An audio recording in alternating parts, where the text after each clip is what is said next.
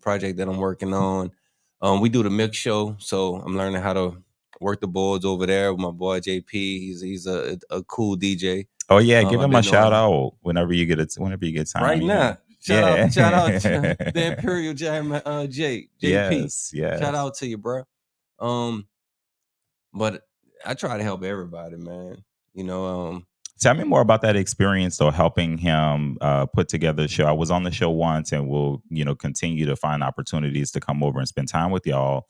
But how did you even get involved? I think you told me a little bit, but just for content, how did you get involved with helping JP on the Mixx Show? How did you even come upon that opportunity? supporting him initially. You know, and music is universal, right? Everybody have some form of music that they listen to. You know what I mean? It could be blues or rock or gospel, whatever you fancy. But he had the Mixx Show, and I just supported him. Mm-hmm. And through me supporting him, um, I have other artists that I support. You know, your nephew is a pretty dope artist, real talented kid. You know, I have a nephew that's talented. So literally, I sent him those two artists so he could kind of get an idea. He is a DJ, so he's into music. So I just wanted to get his idea, Okay. So that's how it happened. that's how. And so when I sent them the songs, and then he's, hey, yeah, come up, and he just invited me up. When he invited me up, I was like, okay, and I just wanted to help. Nice. So that's just pretty much like this. But I've been knowing Imperial JP for 8 to 10 years since Firehouse. He used to come to Firehouse Subs. He used to come to the restaurant and get food, and we talk, and it just went from us talking to me supporting him, and from me supporting him to just kind of running with him, So now, I mean, I don't have any Mixx Show merch on or gear on right now, but I have a nice bit of pieces. I need to get you a shirt, matter of fact. I have one, but yeah. You do? If you have, I have one, but I think it was too big for me, so I don't know if you have some. You probably what, large, medium? Medium is probably gonna work. Yeah, I got you. Yeah. But yeah, I had a great experience at the Mixx Show. It's what is that, Fishbowl Studios right here in Dallas, Texas, which is insane. Fishbowl Radio Network.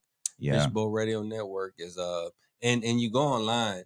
And there's various shows. Mm-hmm. But we're on Saturday. Every Saturday from 6 to 8. You could catch us, the Imperial JP, you'll catch me, Jeans. And what we're trying to do with that platform is build a YouTube channel, and just build content and just give other people platforms to come up and speak, just like how you came up. Yeah. We want to be able to do that. Just in the middle of the music, intermissions, we could talk to individuals and just give them a platform, give them an outlet.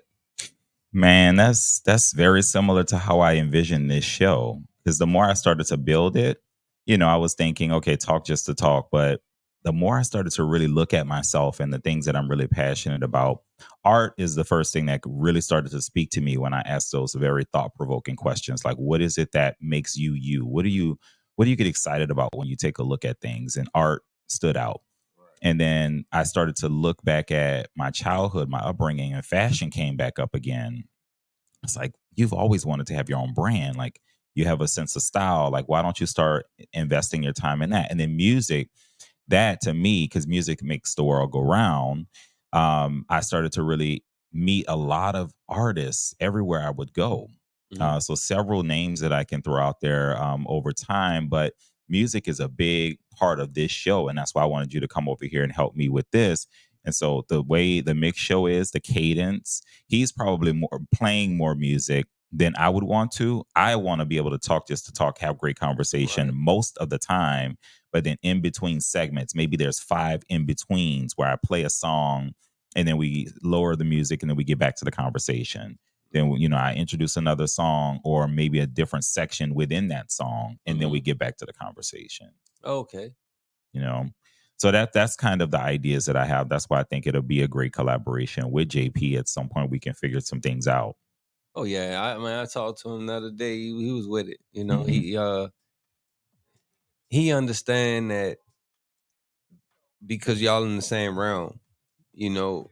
it's going to be beneficial for both parties. You know what I'm saying, to work with each other. Yeah, you know, it's not a competition thing. It's more like, let's see, you know, what we could do to help each other.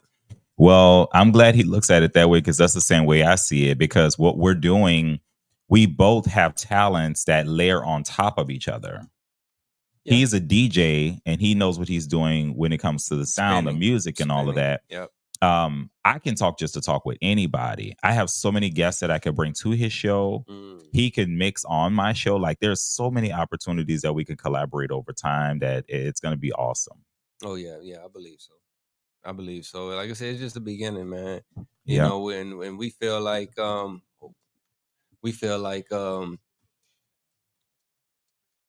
we just fortunate to have have a platform. And now, like I said, just building it. You know, me getting my mannerisms together and just learning the different stuff about production, and you know, it's a little for me, it's a little weird just because I'm just not.